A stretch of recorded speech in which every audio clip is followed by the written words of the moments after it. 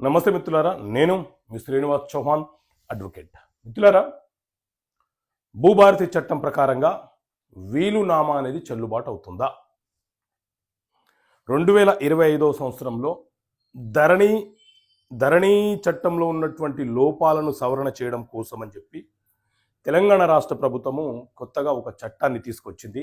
దాన్నే భూభారతి చట్టం అని అంటాము. ఇందులో 23 సెక్షన్స్ ఉన్నాయి.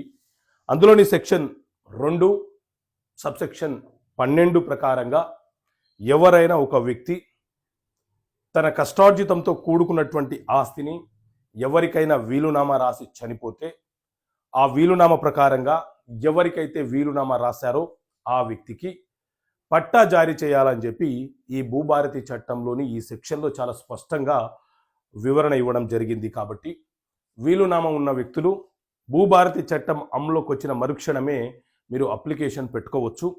ఆ వీలునామా ప్రకారంగా మీకు పట్టాదార్ పాస్ పుస్తకాలను జారీ చేస్తారు. ఈ వీలునామా రిజిస్టర్ అయి ఉండొచ్చు, లేకపోతే అన్రిజిస్టర్డ్ వీలునామాలు కూడా చెల్లుబాటు అవుతాయి. అది చట్టం చెప్తున్నటువంటి అంశము. మరి అన్రిజిస్టర్డ్ వీలునామా వాళ్ళే రాశారా లేదా అనేది రెవెన్యూ అధికారులు విచారణ జరిపించి దాని మీద ఒక తుది నిర్ణయం తీసుకునే అవకాశం ఉంటుంది. ఓకే మిత్రులారా, థ్యాంక్ యూ. జై హింద్.